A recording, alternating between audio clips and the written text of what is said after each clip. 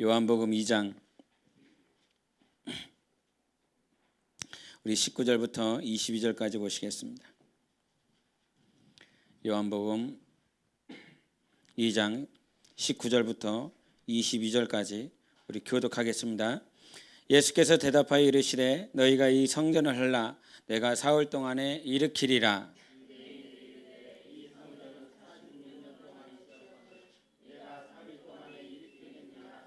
그러나 예수는 성전된 자기 육체를 가리켜 말씀하신 것이라. 제자들이 이 말씀하신 것을 기억하고 성경과 예수께서 하신 말씀을 믿었더라. 아멘. 우리 신앙생활을 할 때, 믿음 생활을 할 때 처음은 무조건 믿음인 것입니다. 믿어라. 믿어라. 근데 안 믿어지기 때문에 대단히 많은 시간들이 필요하죠. 그래서 우리의 신앙에 믿음으로 역사하실 분은 성령 하나님밖에 없습니다. 우리가 기도한 것을 하나님께서 역사하실 것은 믿음으로만 된다라고 말씀하셨습니다. 기도했을 때 믿어 응답하신 것, 하나님께서 역사하신 것 믿고 기도하라고 말씀해 주셨기 때문에 우리의 삶은, 우리의 신앙생활은 믿느냐 안 믿느냐, 믿고 구하느냐 아니면 믿고 예배하느냐, 믿고 찬양하느냐, 결국 믿음과의 단판 승부인 것입니다. 그래서 야곱이 야복강가에서 그와 같이 기도하였을 때 하나님께서 그에게 축복하신 단 한 문장, 네가 하나님과 싸워서 이겼다라고 말씀해 주셨습니다. 우리의 신앙은 이겨야 되는 것에 있습니다. 반드시 이겨야 돼요. 모든 난관들이 있습니다. 여기 창세기서부터 계시록까지 어떤 사람들은 병이 들어서 아팠습니다. 믿었는데 예수 그리스도를 믿고 하나님을 따라가며 제자라고 부름을 받은 자들 가운데서도 몸에 육체의 질병이 있었습니다. 그 질병을 가지고서도 끝까지 이기는 자들의 신앙생활이 있었고요.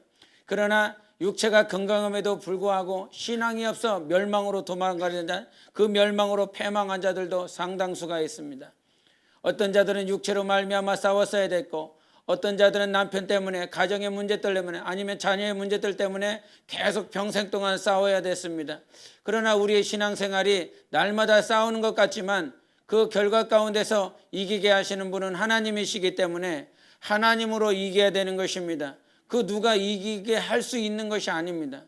우리 열왕기하를 해보겠습니다. 열왕기하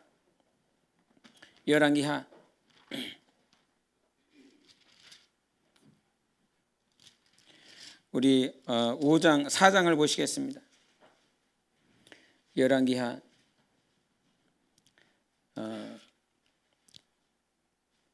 4장 우리 23절을 보시겠습니다. 4장 23절 같이 읽겠습니다. 시작. 그 남편이 이르되 초하루도 아니요 안식일도 아니거늘 그대가 오늘 어찌하여 나에게 나오고자 하느냐 하는지라. 여인이 이르되 평안을 비나이다 아니라. 26절 봅니다. 시작. 너는 달려가서 그를 맞아 이르기를 너는 평안하냐, 네 남편이 평안하냐, 아이가 평안하냐 하라 하였더니 여인이 대답하되 평안하다 하고 이런 말을 했습니다. 지금 이 말씀은 어떤 여인을 말을 하고 있냐면 수넴 여인 말을 하고 있습니다. 수넴 여인은 어떤 여자입니까? 남편이 있는데 남편은 이미 늙었고 그 다음에 자식이 없고 이제 곧 있으면 하나님 앞에 나아가야 될, 이 땅을 마감해야 될 그런 여인입니다. 근데 그런 여인의 그 집을 이렇게 엘리사가 날마다 그 길을 지나갔습니다. 날마다 지나가며 거기서 유숙하고 쉬고 그런 잠시 시간 동안 있었고, 그러다가 이 수넴 여인이 이 선지자가 자꾸 우리 집을 지나쳐 가는데 우리 집에서 잠깐 휴식을 취하는데 그냥 이렇게 잠깐 왔다 쉬지 말고 그 아가 편안하게 쉴 수 있도록 거처를 마련해 주자. 그래서 이 선지자 엘리사에게 자기 방에 있는 한 칸을 나눠줘서 그가 기거할 수 있는 처소를 이렇게 마련해주는 그런 일들을 했습니다. 그런 그가 이렇게 선지자가 늘상 그곳에 지나쳐가고 있었을 때 선지자가 그 게하시를 통해서 이 여인에게 꼭 필요한 것이 뭐가 있을까 한번 물어봐라, 한번 알아봐라. 그랬더니 이 게하시가 사원이 그 선지자에게 하는 말이, 이는 남편도 늙었습니다. 이도 이제 육체가 이렇게 아이를 가질 수 없는 그런 여인입니다. 그러니 이 여인에게 자녀가 있다라고 그런다면, 아들이 있다라고 한다면 이가 참 기뻐할 것입니다라고 하는 그 소식을 듣고 선지자가 그 여인에게 내게 아들이 있을 것이다라고, 내년 이맘때에 아들이 있을 것이다라고 그와 같이 말씀을 합니다. 결국 그 말씀을 듣고 수넴 여인은 아이를 가졌는데 어느 순간 이 아이가 자라다가 말고 그만 그 아이가 죽어버렸습니다. 이 죽은 것 때문에 어떻게 해야 될지를 몰라서 초하루도 아니고 안식일도 아닌, 즉 하나님 앞에 나아가야 될 시간도 아님에도 불구하고 그가 나귀를 하나 남편에게 부탁하여 그 나귀를 타고 결국은 그 선지자 엘리사에게 갑니다. 엘리사에게 갈 때 저 멀리서 엘리사에게 이제 엘리사가 거처하고 있는 곳에서 보면 이 수넴 여인이 멀리서 오고 있는데, 이 다가오고 있는 이 여인을 바라보면서 저 어떤 여인이 오고 있는데 급하게 달려온다. 그러니 가서 물어봐라. 무슨 일이냐고. 그러면서 인사할 때 평안이냐라고 물어봅니다. 네가 정말 평안하냐 물어봤을 때 그 여인의 대답하면 평안이니이다. 아들이 평안하냐, 남편이 평안하냐라고 하는 그런 질문 속에서 평안입니다라고 고백을 합니다. 그 평안이다라고 하는 그 고백을 통해서 뭐라고 말을 하냐면, 우리 다시 한번 우리 27절을 보겠습니다. 27절 시작. 산에 이르러 하나님의 사람에게 나아가서 그 발을 아는지라. 게하시가 가까이 와서 그를 물리치고자 하며 하나님의 사람이 이르되 가만두라. 그의 영혼이 괴로워하지만은 여호와께서 내게 숨기시고 이르지 아니하셨도다 하니라. 아멘. 여기서 하나님께서 우리에게 무슨 말씀을 하시고자 하냐면, 우리 삶에 남편이 죽고 아내가 죽고 모든 문제가 있다라고 할지라도 하나님이 우리에게 평안이냐 물어보십니다. 너는 그 환경 가운데, 그 삶 가운데 평안하냐고 물어보세요. 그때 우리의 고백은 과연 뭐라고 말할 수 있을까? 이 여인의 고백은 이제 정말로 자기가 낳을 수 없는 그 자식을 낳아서 기르다가 말고 이 자식이 죽었는데도 불구하고 그 질문 속에서 평안입니다 고백했습니다. 어떤 환경 가운데, 삶 가운데 하나님이 우리의 고백을 듣고 계십니다. 우리의 믿음을 보고 계십니다. 삶의 문제들, 어려움의 문제들, 내가 해결할 수 없는 그 문제들 가운데서 하나님 오늘도 샬롬입니다. 오늘도 내가 평안할 수 있습니다. 하나님 때문에 평안할 수 있습니다라고 하는 그 고백을 할 수 있느냐라고 하는 것을 물어보시고, 그 다음에 27절에도 말한 것이 무엇이냐면 이 여인의 문제가 있습니다. 그렇게 자녀가 죽어있는 그 문제를 보고 있는데 이 선지자에게 하나님께서 가르쳐 주시지 아니하셨다는 거예요. 하나님께서 그 선지자에게 야, 네가 그렇게 아들을 줬었던 그 여자가 지금 괴로워하고 있고 그 아이가 죽었단다, 고통 속에 괴로워하고 있다라고 하는 이 사실을 선지자에게 가르쳐 주지 않습니다. 그러니까 우리가 어떻게 보면 신앙생활을 하다 보면 목사도 있고 직분자도 있고 지체들도 있는데 하나님께서 이건 네가 감당해야 될 부분이야. 다른 표현으로 네가 마침내 이겨야 될 부분이야. 선지자를 의지해야 될 부분도 아니고, 아니면 목사나 직분자들이나 어떤 그 재력이나 어떤 권력이나 의지해야 될 것이 아니라 오직 하나님만 의지할 수밖에 없는 그 환경 가운데서 선지자가 모르는 거예요. 다 문을 닫아놨어요. 소식을 다 닫아놓고 있어요. 그런 환경들 가운데서 하나님께서 나를 두어주시고 그 환경에서 과연 하나님만 바라보며 평안 가운데 승리할 수 있겠느냐라고 이김의 문제를 다시 한번 물어보는 것입니다. 신앙생활은요, 마침내 이겨야 되는 것이 영적 생활인 것이고, 하나님께서 이 땅에 두신 거 광야에서 40년 동안 두셨을 때 제1세대들은 다 죽어져 나갔습니다. 하나님께서 우리를 날마다 시험하십니다. 무엇 때문에? 의를 위하여. 하나님의 시험은 내가 이기고 내가 감당할 수 있고 내가 노력하고 수고해서 이길 수 있는 것이 아니라 나의 의는 오직 예수밖에 없습니다. 이 의를 찾고자 하는 것입니다. 오직 의는 믿음으로 살리라. 정말 그 믿음이 누구께 있느냐? 하나님께 있다는 거예요. 하나님께. 하나님 나는 믿어요. 나는 믿어요. 믿습니다. 오늘 본문 말씀에서도 하나님께서 그 성전, 예수께서 성전인 것을 말씀하신 것을 예수께서 부활하시고 승천하시고 난 다음에 그들이 그 말씀이 기억나서 그 말씀을 믿었더라고 하는 것입니다. 여러분, 우리는 미련해요. 참 둔해요. 지금 안 믿어져. 모든 것이 다 이루어지고 나면 그제서야 믿을 거라 믿을 걸. 그제서야 후회합니다. 그것처럼 우리는 연약해요. 참 무지해요. 제가 요 3일 동안 한 2, 3일 동안 자각하는 신앙생활이 얼마나 중요한가. 자각이 무슨 말입니까? 스스로 깨닫는 거 아닙니까? 스스로 깨어지는 거 아닙니까? 자각하는 신앙생활이 얼마나 중요할까? 스스로 깨닫고 스스로 깨어지고 이렇게 스스로 알아가는 그 신앙생활이 얼마나 중요한가? 그런데 자각이라고 하는 이 두 글자가 우리 신앙의 내 삶 가운데 자각하고 있나? 라고 스스로를 물어본다라고 한다면 우리는 한 번도 자각해 본 일이 없습니다. 내가 죄인이라고 하는 그 사실을 전도자를 통해서 너 죄인이야, 너 지옥 갈 수밖에 없어, 그렇게 말을 한 너 죄인이다라고 가르쳐 주지만 우리 스스로 그것을 들음으로 말미암아 자각되어지지 않아요. 듣고 이해할 수 있고 내 머리로 인지는 가능할지언정 그것이 자각되어지지 않아요. 자각을 시키시는 분은 하나님 한 분밖에 없습니다. 깨닫게 하시는 분은 성령님이세요. 그래서 오늘도 우리가 의지해야 될 것은 하나님 한 분밖에 없다고요. 하나님이 나를 깨트려 줘야 되거든요. 우리가 시간이 지나서 이렇게 시간이 지나 이게 어떤 직분자로서 아니면 목사로서 이렇게 보다 보면 이게 업그레이드 돼야 될 시간이 있습니다. 영혼들이. 그런데 나 스스로 초조해할 때가 있어요. 나 스스로. 이렇게 10년 지나고 20년 지나면 우리의 신앙생활이 과연 우리 교회가 어떨까, 아니면 저 가정이 어떨까, 아니면 저 자손들이 어떨까라고 생각해 보게 돼요. 저 가정을 놓고 기도할 때 10년 지나면 어떤 모습일까?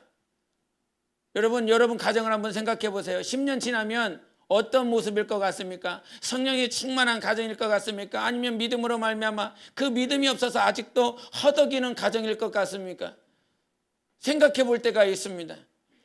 그런데 이렇게 스스로 생각해 보는 것 같지만 우리 삶은 성령님께서 생각나게 해주셔야 돼요. 성령님께서. 우리 요한복음 보겠습니다. 요한복음 14장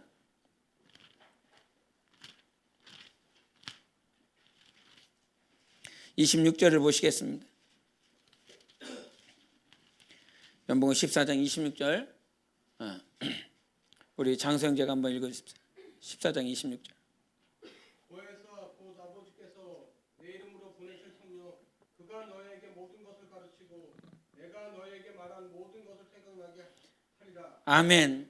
성령님께서 2000년 전에 하신 예수 그리스도의 말씀을 생각나게 하시는 분이라는 것입니다. 그리고 우리를 가르쳐 주시는 분이시라는 것입니다. 요한일서도 보시겠습니다. 요한일서 2장 27절. 요한일서 2장 27절. 우리 조혜성이 읽겠습니다. 2장 27절. 시작. 너희는 주께 받은 바 기름 부음이 너희 안에 거하나니 아무도 너희를 가르칠 필요가 없고 오직 그의 기름 부음의 모든 것을 너희에게 가르치며 또 참되고 거짓이 없으니 너희를 가르치기 그대로 주하되. 아멘. 우리에게 기름 부음은 성령님을 말씀하고 계시죠. 그래서 정말 우리 안에 생각나게 하시는 분이 하나님, 자각하게 하시는 분이 하나님, 그 말씀이 이런 뜻이었구나라고 깨닫게 하시고 깨달을 뿐만 아니라 그것이 살아 역사해서 믿음으로 우리에게 허락되어질 열매 맺고 결과를 이루실 분도 바로 우리 하나님 한 분밖에 없다는 사실이죠. 그렇기 때문에 우리가 지금 신앙생활은 이겨야 되겠다라고 하는 이 말씀이 나는 까마득하게 잊어버립니다. 이 순간을 이겨야 돼. 나 영혼아 이기자. 한번 3번 하겠습니다. 시작. 나 영혼아 이기자. 나 영혼아 이기자. 나 영혼아 이기자. 아멘. 이겨야 되는. 그런데 그 이겨야 된다라고 하는 사실을 우리는요, 성령님께서 가르쳐 주시지 않고 성령님께서 자각시켜 주시지 않으면 우리는 그 말씀이 생각나지 않아요. 그 여인에게도, 수넴 여인에게서도 아들이 죽었고 이제 고통스러워할 수밖에 없는 그런 환경들, 선지자가 와서 미리 와서 그것을 아들을 살리고 일으켜주고 그에게 직접 찾아가서 이렇게 되어지기를 원했다. 하나님은 넉넉히 하실 수 있겠지요. 하나님은 선지자를 통해서 능히 지금까지 계속 말씀해 주셨으니까요. 그래서 엘리사 선지자를 깨워서 야 지금 너 그의 연이 아프고 고통스러워하고 있다. 속히 가라 그 아들을 고쳐주라라고 말씀하실 수 있는 분이 아닙니까? 그럼에도 불구하고 하나님께서 그의 생각과 마음과 모든 예언의 계시들의 통로들을 다 닫고 계셨습니다. 그 환경 가운데 있었던 그 수넴 레이는 오직 누구만 봐야 될까요? 하나님만 봐야 됐을 것입니다. 오직 하나님만을 봤어야 되는 것입니다. 여기서 엘리사라고 하는 그 엘리사는 하나님의 그림자인 거예요. 하나님의 그 비유인 거예요. 예수 그리스도라고 하는 그 표상, 그 그림자이신 엘리사에게 나온 그 모습들을 성경은 말을 하고 있는 것입니다. 우리 삶 가운데 아들이 죽어나가도 모든 문제가 어려움이 있어도 그를 일으키실 분은 하나님이시기 때문에 하나님 앞에 서야 되는 것입니다. 하나님을 쫓아가야 되는 것입니다. 하나님 따라가야 될 뿐만 아니라 우리 안에 계신 하나님이 있음을 자각해야 되는 것입니다. 그러지 아니하고서는 우리의 신앙생활은 날마다 엎어지고 넘어지는 것일 수밖에 없어요. 모든 문제가 있습니까? 어려움이 있습니까? 그런 모든 문제와 어려움 가운데 하나님께서는 이 모든 세상의 문제들이 다 헛된 거야, 허사야라고 말을 합니다. 시편 한번 보실까요? 시편 우리 39편 보시겠습니다. 시편 39편 우리 4절부터 7절까지 보시겠습니다. 시편 39편 4절부터 7절까지 우리 함께 읽겠습니다. 시작. 여호와여 나의 종말과 연한이 언제까지인지 알게 하사 내가 나의 연약함을 알게 하소서. 주께서 나의 날을 한 뼘 길이만큼 되게 하심에 나의 일생이 주 앞에는 없는 것 같사오니 사람은 그가 든든히 서 있는 때에도 진실로 모두가 허사뿐이니이다. 진실로 각 사람은 그림자같이 다니고 헛된 일로 소란하며 재물을 쌓으나 누가 거둘는지 알지 못하나이다. 주여 이제 내가 무엇을 바라리요? 나의 소망은 주께 있나이다. 아멘. 4절부터 6절까지 보십시오. 나의 종말과 연한이 언제까지인지 알게 해서 내가 나의 연약함을 알게 하소서. 내가 나의 연약함을 알게 하소서. 이 말씀을 현대인 성경에서는 이렇게 말씀합니다. 여호와여 내 생의 종말과 수명에 대하여 말씀해 주시고 이 세상의 삶이 얼마나 덧없는 것인지 나에게 알게 하소서. 이 세상이 삶이 얼마나 덧없는 것인지 허망한 것인지 아무런 의미가 없는 것인지를 지금 나를 좀 알게 하소서. 이게 누구의 고백입니까? 다윗의 고백 아닙니까? 그 당대의 가장 유명한 왕인 그 왕이 하고 이 세상은 덧없다. 그와 같은 의미로서 자기 아들 솔로몬도 전도서 1장 2절에 말씀하고 있지 않습니까? 헛되고 헛되니 헛되며 헛되고 또한 헛되도다라고 말씀하시지 않습니까? 당대의 가장 유명한 왕이 말을 하고 있는 거예요. 헛되다, 덧없다. 이 세상의 모든 종말이 처음부터 끝까지 모든 것들이 다 덧없음을 지금 나로 알게 하여 주시옵소서. 이것이 우리의 연약함이라는 거예요. 개역성경에서는 나의 연약함을 알게 하소서. 우리의 연약함이 어디에 있냐면 언제 시작되고 언제 끝날지 나의 연수가 나의 수명이 얼마만큼 일지라고 하는 것을 알지 못하는데도 불구하고 이 세상의 모든 것들에 더 어떠하면 재물을 쌓을까? 어떠하면 더욱더 자기의 부귀영화를 위해서 살아갈까? 그런데 이 모든 것들이 다 허사라고 하는 사실을 그 왕이 알았다라고 하는 거예요. 그러면서 우리에게 말씀하시는 것이 7절이 뭐냐면 주여 이제 내가 무엇을 바라리요? 나의 소망은 주께 있습니다. 내 소망은 오직 예수께만 있습니다. 하나님께만 있습니다라고 고백하는 거 아닙니까? 여러분 우리 소망이 하나님께만 있어야 됩니다. 주님께만 있어야 됩니다. 다른 것이 아닌 예수께만. 이것이 신앙생활의 싸움인 것 같아요. 처음부터 끝까지 이걸 어떻게 하면 싸울까? 어떻게 싸울까? 지금 내가 소망을 예수님께 두고 있나? 한번 여러분에게 물어보세요. 내가 지금 예수님께 소망을 두고 있나? 이 왕의 삶은 허사였던데 폐하여지고 우리의 인생은 지금 걸어다니고 있는 사람은 그림자다? 말씀하셨어요. 내가 지금 나는 이렇게 육체가 걸어다니고 있는데 이 6절에서는 지금 그림자가 걸어다니고 있대요. 그림자가. 우리의 실체는 영혼 아닙니까? 영혼이었습니다. 그렇게 오늘 본문에도 말씀하셨던 것처럼 46년 동안 그렇게 성전을 지어놨지만 그것은 그림자인 거예요. 무너지는 거예요. 다 엎어지는 거예요. 오직 성전이시는 예수 그리스도, 그분을 믿고 그분을 따르고 그분에 순종하고 그분께 나아가는 믿음을 우리에게 요구해 주셨습니다. 그런 그 믿음은 우리 영혼 안에 있는 거예요. 그래서 영혼을 위해서 살아야 되는 것이죠. 여러분, 46년 동안 성전을 지었대요. 46년 동안 껍데기를 위해서 짓기 위하여 몸부림쳤대요. 그렇게 하지 말라는 것입니다. 주님은 그 껍데기를 위해서 46년 짓지 말고 그 46년 동안 우리에게 주어진 시간이 얼마인지 모르겠지만 남아있는 시간 동안 성전을 지으라는 것입니다. 하나님의 성전, 여러분 영혼의 성전을 지으라는 거예요. 이것은 사람을 위한 것이 아니었습니다. 헤롯이 46년 동안 지었던 그 성전은 유대인들을 위해서 지었습니다. 유대인들에게 어떻게 하면 이 성전을 아름답게 지어주고 저들의 마음을 얻을까? 그러나 우리의 성전은 사람의 마음을 얻고자 성전을 짓는 것이 아니라 하나님의 마음을 얻고자 우리는 성전을 지어야 되는 것입니다. 하나님, 내가 주님의 마음을 얻기를 원합니다. 내 영혼이, 내 성전이 주님의 말씀을 얻기를 원하고 주님의 감동을 얻기를 원하고 주님의 것을 얻기 위하여 내가 성전을 지어야 된다는 것이죠. 여러분, 끝까지 성전 지어야 돼요. 힘들고 어렵지만 성전 지어야 돼요. 성전 지어야 됩니다. 여러분의 영혼을 지어야 됩니다. 짓다가 말고 수고스럽고 어렵기 때문에 거기서 멈추지 말고 반드시 이어나가야 됩니다. 반드시 지어져 나가야 됩니다. 정말 선진들이 내 영혼을 지으려고 몸부림쳤습니다. 그것을 압니다.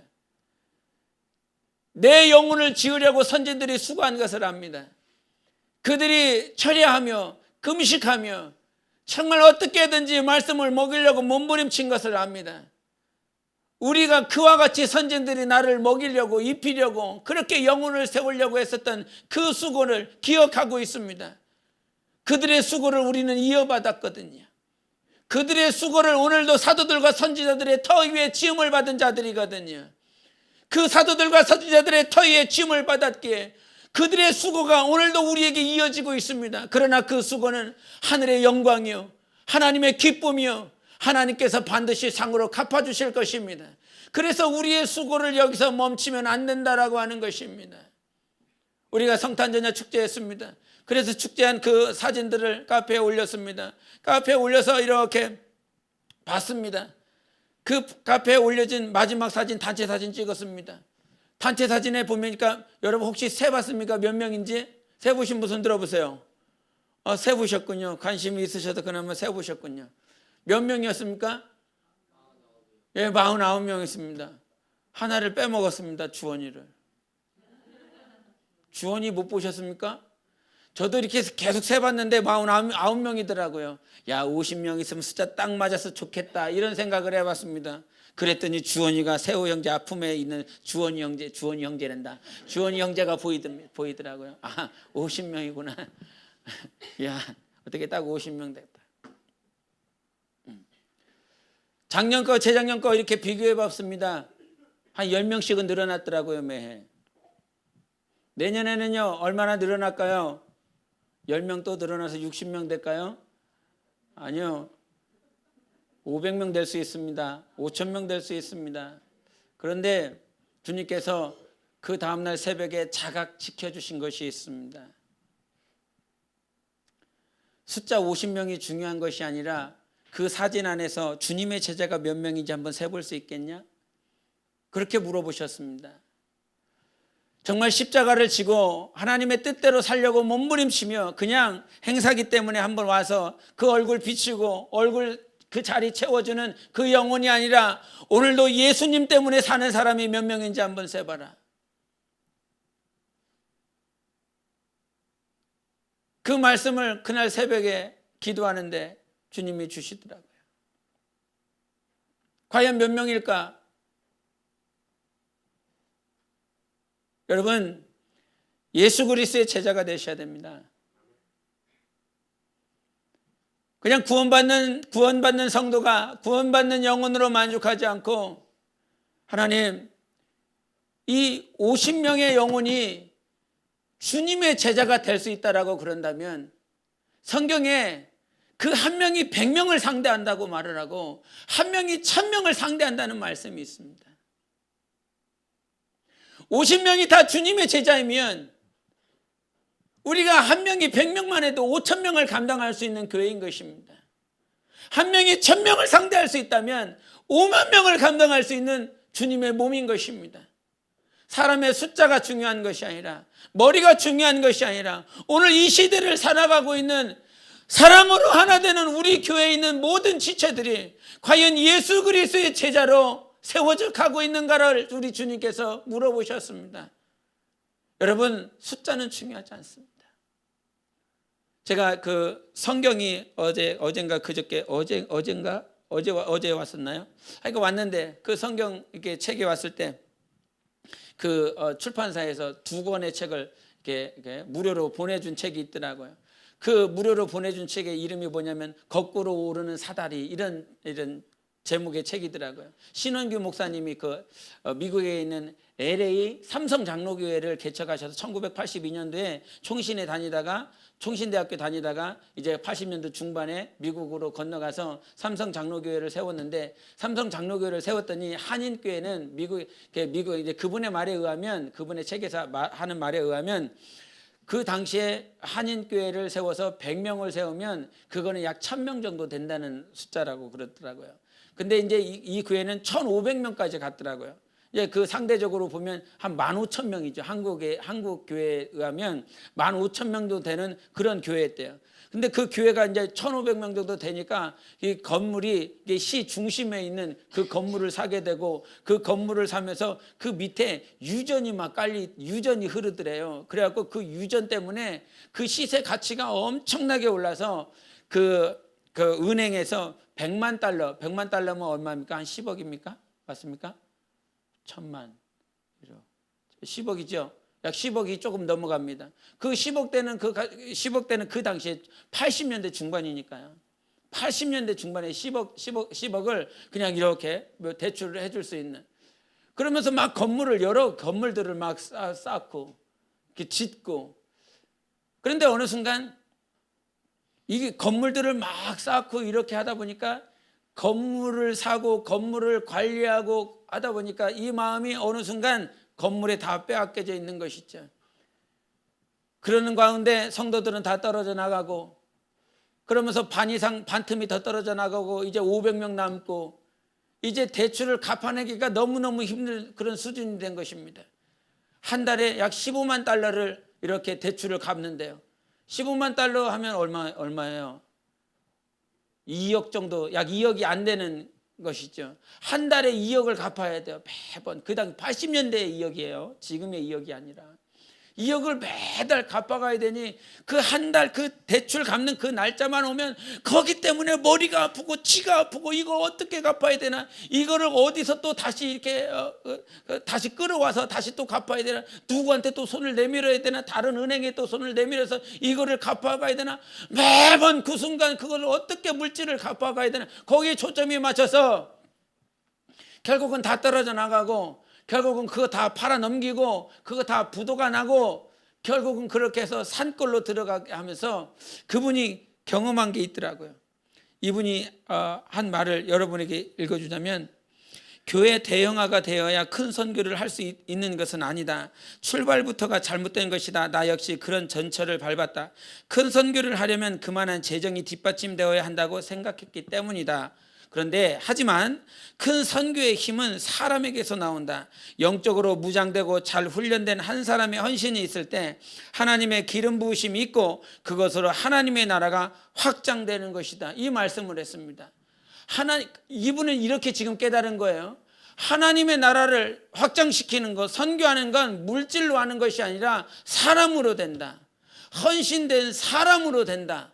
얼마만큼 헌신할 수 있는 제자도가 이루어졌느냐에 따라서 이거 하나님의 나라를 확장할 수 있다. 그러니까 여러분 각자가 누구를 1월 달에 선교 가지만 그 선교를 통해서 하나님의 나라가 확장되어오는 것이 아니라, 하나님의 나라는 여러분 자체가 이 안에 있는 성령의 인도함을 받아 하나님의 뜻대로 살며 헌신하게 되며 하나님의 영혼으로 닮아가야 되는 것이 하나님의 나라가 확장되어지는 것입니다. 다른 그 누군가를 변화시키고 선교하고 전도하는 것이 아니라 여러분 각자가 오늘 주님 앞에 얼마만큼 헌신하고 있으며 하나님 앞에 얼마나 주님의 뜻대로 살아가고 있느냐가 지금 이 순간 하나님의 나라를 확장할 수도 있고 다시 좁게 되는 그런 삶도 있어요. 이분은 여기까지 깨달았어요. 하나님의 나라는 물질이 아니라 사람이다. 얼마만큼 이해가 가고 이 말씀을 수긍할 수 있습니다. 하나님의 나라의 확장은 물질이 아니다. 사람이다. 계속 말해볼까요? 하나님의 나라의 확장은 물질이 아니라 사람이다. 하나님의 나라는 물질로 하는 것이 아니라 사람으로 한다. 100번 듣고 1000번 들으면 깨달을 수 있으라네요. 하나님의 나라의 확장은 물질에도 없고 사람에게도 없어요. 하나님의 나라의 확장은 하나님이 하시는 거예요. 하나님이 하시는 거예요. 하나님이. 그 하나님께 붙들려 사용받는 것이죠. 우리는. 하나님에게는 인간이 필요 없어요. 하나님의 나라를 확장하는 일에. 그래서 이런 간증 많이 들어요. 이미 중동에 복음을 전하지 않은 지역에 하나님께서 꿈에 나타나서 무슬림이고 정말 그렇게 예수 그리스도를 핍박하는 자인데도 불구하고 하나님이 꿈에 나타나셔서 네가 핍박하는 예수요, 네가 믿어야 될 예수요, 하나님의 나라를 창조한 나다라고 말씀하시며 그에게 나타납니다. 그의 마음을 변화시키세요. 그의 생각을 변화시키세요. 그리고 그 자리에 일어나서 예수 그리스도를 인정하고 예수 그리스도를 고백하고 주인으로 영접하는 자들의 간증들이요, 중동에 있습니다. 차고 넘칩니다. 가까운 중국에서도 그랬고요. 복음이 들어가기 전에 이미 선교팀이 들어가기 이전에 예수 믿는 사람이 있었고요. 선교팀이 들어가기 이전에 예수 그리스도를 믿는 사람이 모여서 교회가 형성되었다라고 하는 간증들이 얼마나 많은지 몰라요. 사람이 선교팀이 들어가서 그 나라, 그 지역, 그 사회를 변화시키는 것이 아니라 하나님이 변화시키십니다. 하나님께서 역사하시는 거예요. 그래서 우리의 신앙은요, 오직 하나님으로만 된다. 오직 하나님 때문에 된다. 하나님이 역사하신다. 그 가운데서 이분이 하신 그 말씀, 이분이 하신 말씀도 우리가 경청할 수 있어야 됩니다. 얼마만큼 하나님의 뜻대로 살아가고 있나? 얼마만큼 하나님을 붙들고 있나? 하나님은 우리가 필요 없어요. 사랑으로 하나 되는 우리 교회 자체가 필요 없어요. 사람들이 필요 없다고요. 하나님의 일을 하기 위해서 하나님의 나라를 확장시키는 일에는요, 우리가 필요 없어요. 천사들을 통해서도 하나님이 넉넉히 말씀하시고 역사하십니다. 그러나 주님께서 오늘도 일을 맡겨주시고 찬양할 수 있도록, 예배할 수 있도록, 전도할 수 있도록, 봉사할 수 있도록 맡겨주시는 것은 나의 영혼이 하나님 나라가 되기를 먼저 원하시는 것입니다. 하나님의 성전이 먼저 되어 하나님 앞에 서기를 원하시는 것이죠. 그렇기에 이 땅에 살아가면서 많은 일들이 있지만 소망은요, 주님께 두세요. 오직 예수께만 소망을 두며 살아가야 되는 것입니다. 그 뜻을 이루시기 위하여 아들 예수 그리스도를 주셨고 성령님을 우리에게 보내주셨어요. 성령께서 우리 안에 오셨기에 그 모든 신앙생활 가운데 넉넉히 이기고 감당할 수 있는 것입니다. 이겨보십시오. 이겨야 됩니다. 2017년이라고 하는 시간 한 해가 이렇게 지나갔습니다. 우리 교회는 제자를 양육하지 않을 거면 필요가 없는 교회입니다. 어떻게 해서든 한 스텝을 2017년에 더 나아갔다면 2018년에 한 걸음 더 나아가야 되는, 한 걸음 더 성장해야 되는, 그러나 나 스스로 성장이 되지 않기에 오늘 하나님을 붙잡아야 되는 것입니다. 우리 가정이, 우리 교회가 주 예수 그리스도를 붙잡아야 되는 것입니다. 구원받는 영혼으로 하나님 앞에 서지 마십시오. 내가 지옥 가지 않았다, 나 천국 간다, 나 천국에 들어갈 수 있다, 이것으로 만족하지 마십시오. 우리 주님께서 우리를 얼마나 정금과 같이 단련시키기를 원하십니까? 그냥 오지 마. 세마포 입고 와라. 정말 거룩하게 단장되어서 와라. 늘 말씀하시는 것이 우리 주님의 음성이에요. 그 주님의 음성을 붙들고 나아가려고 하는 삶 가운데 얼마나 넘어뜨리려고 하는 자들이 많이 있습니까? 제가 화요일 화요일에 이렇게 꿈을 꾸는데 그 꿈속에서 그러니까 많은 일들이 있었는데 꿈속에서 무당이 이렇게 나오더라고요. 무당이 검은 도포를 입고 무당이 이렇게 오더라고요.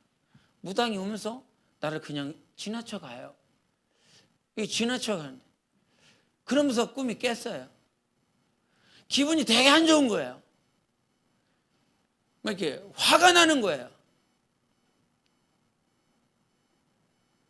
이게 거룩한 것, 아름다운 것, 정말 주님을 보는 것만으로도 지금 주님을 봐야 될 이 시간에도 그 시간이 부족한데 꿈속에서 뭐 할 것 없어서 이 더러운 영을 가지고 있는 무당이 와서 이게 지나가나 막 되게 막 이게 짜증이 났어요. 막 화가 났어요. 화가 나서 이게 와서 이렇게 무릎을 꿇고 기도하면서 하나님 보기도 바쁘고요. 주님의 말씀 이렇게 꿈속에서 이렇게 보는 시간도 부족한데 이게 더러운 것들이 지나가고 더러운 것들이 나타납니까? 주님 너무너무 싫습니다. 왜 꿈속에 이 더러운 영이 나타났습니까? 너무 싫은데요. 왜 나타나게 하십니까? 그러면서 그렇게 기도하면서 하나님께 이렇게 기도할 때 이 세상이 우리 그리스도인들은 이제 자각한다라고 하는 그 말씀을 주시면서 이렇게 주신 거였는데 신앙생활을 함에 있어서 더러운 영이 있다라고 하는 존재를 우리는 그냥 무시하고 지나쳐가고 있다. 성경 봐라. 얼마나 많은 더러운 영들이 있었나. 얼마나 저주받은 영들이 있었나. 예수 그리스도 앞에서 정말 예수 그리스도의 그 가는 길을 다 끊어버리고 우는 사자와 같이 삼킬 자를 찾으려고 몸부림치는 더러운 영들이 얼마나 많은지. 그런데 우리 신앙생활 가운데 하나님을 바라봐야 될 뿐만 아니라 주변에 우리가 자각해야 될 것이 더러운 영들이 있다. 저주받은 귀신들이 있다. 그런데 우리는 그냥 무던히 지나쳐 가고 있어요. 예? 여러분, 질병의 문제는 귀신의 문제이지 않았습니까? 그 문제이지 않았습니까? 그런데 우리는 그 말 하는 것이 참 어려워요. 당신 귀신 들렸다고, 당신 귀신의 역사라고 하는 말이 쉽지 않아요. 그래서 우리에게 생명을 주신 예수, 생명을 간구하는 예수, 내 안에 더러운 것이 있으면 그 꿈속에서도 저는 더러운 것이 나타나면 아침에 일어나면 얼마나 불편한지 몰라요. 그런데 우리는 꿈속에서 더러운 것들과 같이 다니고 더러운 것들과 함께 먹고 마시고 있음에도 불구하고 그 다음날 아침에 일어나면 다 망각해보고 잊어버려요.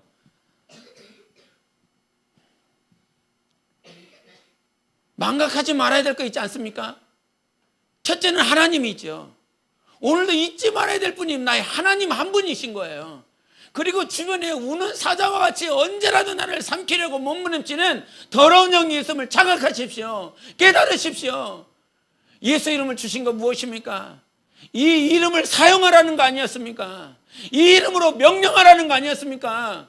이 이름을 그냥 멋으로 얘다 받아라라고 하는 것이 아니라 이 이름만이 생명이니까, 이 이름만이 이길 수 있으니까, 이 이름이 저주를 이겼고 사망을 이겼고 모든 권세들을 다 이긴 이름이었으니까 이 이름을 사용하라고. 이 이름을 사용하라고. 예?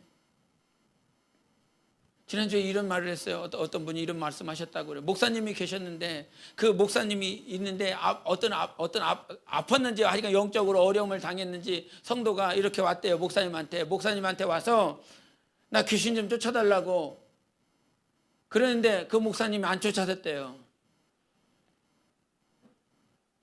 왜 그랬을까요?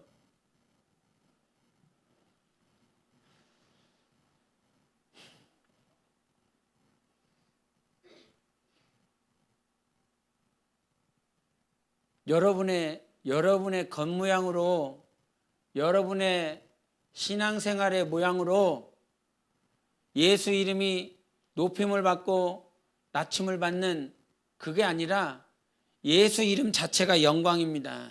예수 이름 자체가 생명입니다. 당신이 기도를 얼마나 하면 예수 이름을 잘 사용할 수 있고 당신이 얼마나 기도를 못하면 예수 이름을 못 사용하는 그런 것을 기준을 자기한테 맞추지 마세요. 나는 능력이 없어. 그게 아니고 맞아. 원래 너는 능력이 없어. 원래 우리는 능력이 없어. 할렐루야. 우리는 능력이 없어요. 그러나 예수 이름이 능력이 있기 때문에 그 이름을 주신 것입니다. 그 이름을 사용하라고 주신 것입니다. 우린 자체 능력이 없으니까. 아까도 39편 4절에 말한 것처럼 나의 연약함을 알게 하소서, 나의 무지함을 알게 하소서, 내가 형편없음을 알게 하소서. 그것을 알게 하시는 분은 하나님 한 분밖에 없으니까 주님 나는 연약해요, 나는 무지해요, 나는 부족해요. 그러니까 예수 이름 줬다고요. 그러니까 하나님의 아들을 주셨고요. 그러니까 생명을 간구하라고 아들을 이 땅에 십자가에 보내주셨습니다. 요한복음 10장 10절의 말씀이 무엇입니까? 내가 온 것은 양으로 생명을 얻게 하고 더 풍성히 얻게 하려 함이라 말씀하여 주셨습니다. 그분 때문에 생명을 얻는 거예요. 내가 기도를 해서가 아니라 그 이름을 의지할 때 생명을 얻는 거예요. 그 이름을 믿을 때 생명을 얻는 거예요. 하나님, 우리 교회 안에 더러운 영들 다 떠나가게 하소서. 그 이름 때문에 가능한 것이라고요. 한 번에서 안 될 수 있어요. 두 번에서 안 될 수 있어요. 세 번에서 안 될 수 있어요. 그러니까 나아만의 모습이 나오잖아요. 엘리야의 모습이 나오잖아요. 야, 하나님께서 말씀해 주셨어요. 네가 기도하라, 기도하라. 그래서 저 정말 바다편을 바라보면서 비가 올 것을 말씀해 주셨는데 기도하고 바라봤더니 아무것도 없어요.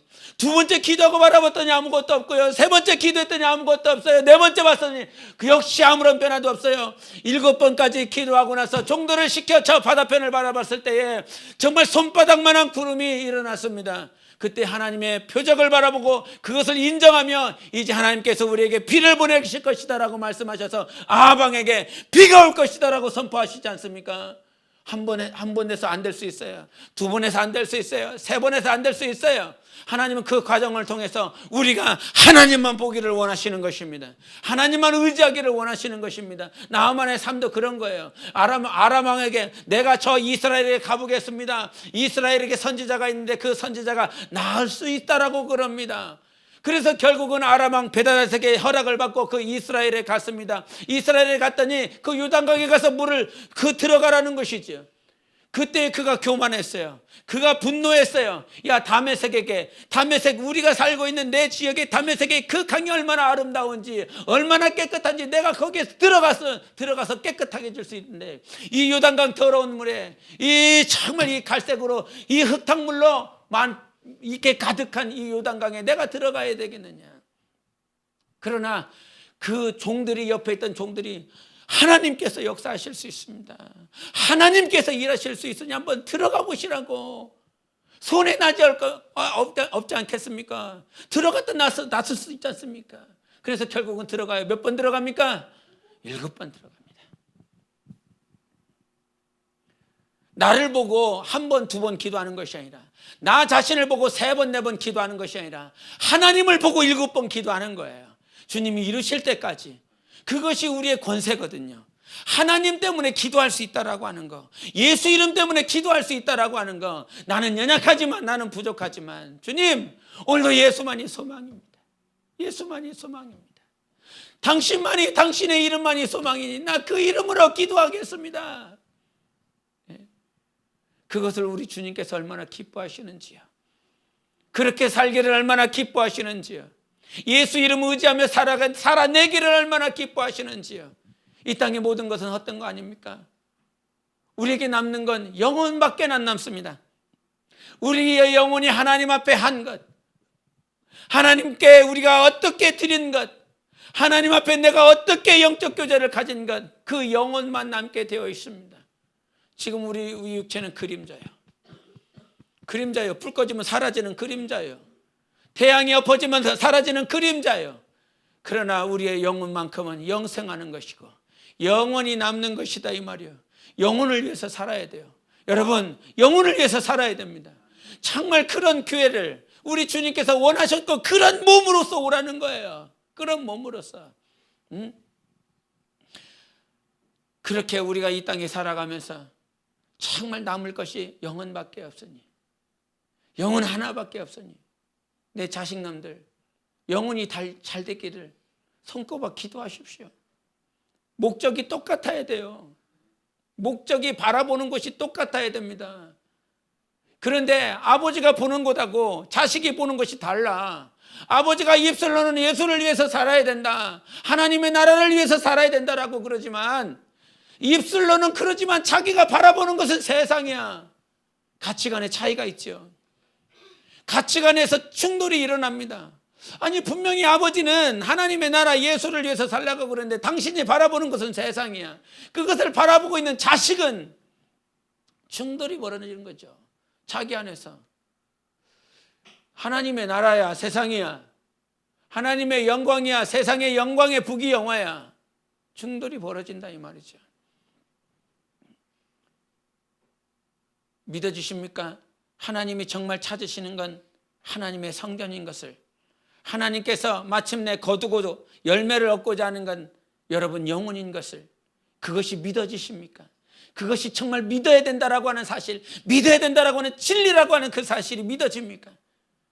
그거 하나를 위해서 예수를 보내셨거든요. 그거 하나를 위해서 부활시키셨고, 그거 하나를 위해서 승천시키셨고, 그 하나님의 성전을 거두시기 위해서 예수께서 다시 오실 것을 말씀해 주셨습니다. 예수님 왜 다시 오십니까? 내 영혼 거두려고요. 내 영혼 추수하려고요. 내 영혼을 추수하시려고 하시는 그때에 여러분이 하나님 앞에 아름답게 나아갈 수 있어야 되는 것입니다. 그러나 교만한 자는 이 사실이 안 들려요. 교만한 사람은 내가 교만한지 안 교만한지 잘 경험을 해야 됩니다. 교만한 자들은 첫째, 하나님을 잊어버립니다. 하나님을 잊어버려. 하나님을 새까맣게 잊어버리다가 교회에 오면 그제서야 하나님이 생각이 납니다. 직장에 가서는 하나님이 생각나지 않아요. 학교에 가서도 생각이 나지 않습니다. 교만한 것은 그래요. 교만한 삶은 그렇다라고 성경에 말씀하십니다. 우리 신명기 한번 보시겠습니다. 신명기 8장을 보시겠습니다.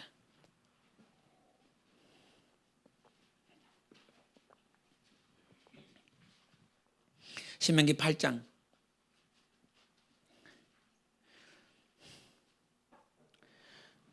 우리 여기 6절부터 우리 14절부터 16절까지 보시겠습니다. 14절부터 16절 같이 읽습니다. 시작. 내 마음이 교만하여 내 하나님 여호와를 잊어버릴까 염려하노라.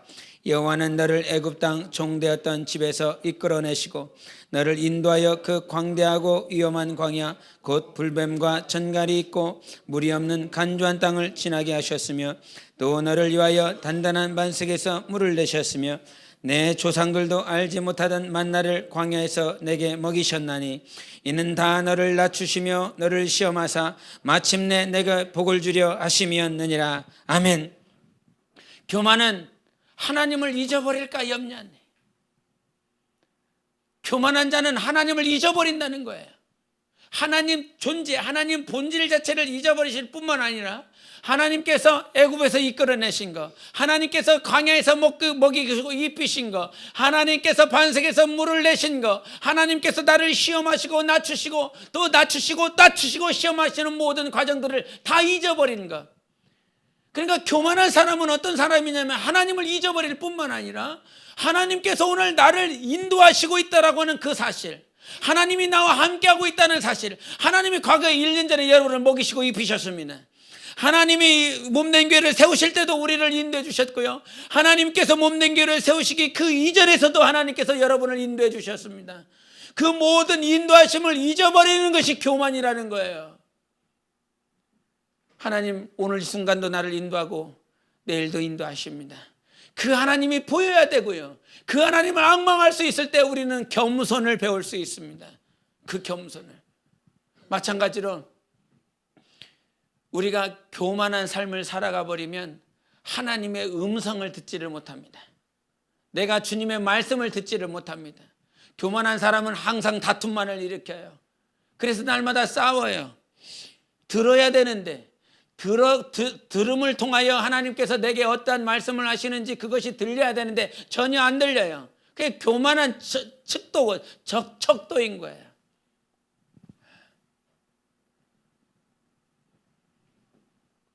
하나님을 지금까지 인도하신 거, 2017년 한 해 내가 엎어지고 넘어지고 시험에 들어서 낭망하고 절망하고 그러나 그 시험에서 다시 일으켜 주시고 또 시험 들어서 또 일어났다가 또 어느 정도 지나고 나면 좌절하고 힘들고 어려운 많은 시간들, 그 모든 시간들 시험 때에 나를 낮추시고 다시 한번 일으키시고 또 낮추시고 다시 일으키시고 뭐 하시려고? 복 주시려고. 하나님이 나를 복 주시고 싶으셨어요. 하나님이 여러분을 복 주시고 싶으셨어요. 여러분, 하나님의 복은 뭡니까? 성경이 말을 하는 하나님의 복은 뭐예요? 모든 순간마다 하나님 앞에 무릎 꿇는 것이 복이었습니다. 하나님을 인정하게 되고 그 하나님을 보고 나아갈 수 있는 것, 그게 성경에서 말을 하고 있는, 히브리 성경에서 말을 하고 있는 복이에요. 하나님의 뜻 앞에 무릎 꿇고 말씀 앞에 무릎 꿇고 감동 앞에 무릎 꿇고 인도하심에 무릎 꿇고 하나님 앞에 하나님께서 내게 말씀 주시면 이거 하라고, 내 감정과 내 상황과 상관없이 그 말씀 앞에 무릎 꿇을 수 있어. 하나님께서 이거 시키시면 마치 백부장에게 저가 가라 하면 가고 오라 하면 오고 저것을 하라고 그러면 저것을 하고 이것을 하라고 하면 이것을 하는 종이 있습니다. 말씀만 하옵소서. 그러면 이루어지겠습니다라고 고백했었던 그 백부장의 고백처럼 우리의 복은 뭐예요? 하나님의 말씀이다. 이 말씀 앞에 무릎 꿇을 수 있는 거, 그게 진짜 복이라는 사실. 여러분이 잘 아는 히브리서 11장 6절의 말씀이 뭡니까? 믿음이 없이는 하나님을 기쁘시게 하지 못하나니 하나님께 나아가는 자는 그가 계신 것과 자기를 찾는 자들에게 상 주시는 이심을 믿어야 할지니라. 저는 하나님을 기쁘시게 하고 싶습니다. 여러분 영혼도 정말 하나님을 기쁘시게 하고자 하는 삶에 대한 그 소망들이 있습니다. 하나님께 나아가십시오. 그에게 나아가십시오. 자기를 찾는 자들에게 상 주시는 이심을 믿으십시오. 그가 계시고 있다는, 그가 있다라고 하는 사실을 믿으십시오. 그가 있어. 그 믿음이 있어야 하나님을 기쁘시게 할 수 있다는 거예요. 그가 2017년 한 해 우리와 함께 있었습니다. 임마누엘이지요. 항상 하나님이 우리와 함께 계시고 있기 때문에 단장되어지고 단련되어지고 제자가 되어지는 일에 힘이 들고 어려울 수 있지만 하나님께서 이기시는 힘을 주기 때문에 그분으로 소망을 품고 이 제자도 십자가의 길을 완수해 나가셨으면 좋겠습니다. 끝까지 이 길을 완수해 나가십시오. 그 50여 명의 사람 숫자가 아니라 하나님께서 기뻐하시는 한 영혼, 그 영혼으로 서시기를 예수 이름으로 축원합니다. 이 시간 기도하겠습니다. 오늘도 하나님 앞에 믿음을 가지고 나아갑니다. 하나님, 나는 아무것도 없지만 오직 소망 되신 예수 그리스도를 향하여 나아갑니다. 이 땅에 남는 것은 정말 아무것도 없고 오직 내 영혼만 우리 하나님 앞에 설 것을 내 영혼이 바라고 소망합니다. 주님, 오늘 내 영혼을 보소서. 오늘도 내 영혼을 보소서. 내 영혼을 만져주소서. 내 영혼을 자각시켜 주소서. 내 영혼을 깨닫게 하여 주시옵소서. 내 영혼이 부서지게 도와주시옵소서. 내 영혼이 더 많이 부서지고 깨져서 우리 주님과 하나 될 수 있게 해달라고 예수 외치고 기도하시겠습니다. 예수여.